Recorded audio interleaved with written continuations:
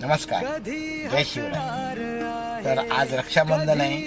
बहीण भावांसाठी आज पवित्र दिन आहे आणि आज मला एक संदेश द्यायचा होता त्या सर्व बहीण भावंडांसाठी जे बहिणी भावांवरती रुसले आहेत, जे भाऊ बहिणींवरती रुसले आहेत. तर आज आपण संकल्पना करूया काहीतरी की त्या सगळ्या गोष्टी ज्या जुन्या आपल्या काही भांडण तंटे असतील त्या सगळ्या माफ करून आपण स्वतःहून बहिणीने भावाला तरी फोन करू दे किंवा भावाने मोठ्या मनाने बहिणीला फोन करू दे आणि आज आपण ह्या सगळ्या गोष्टी त्या मिटवल्या पाहिजे.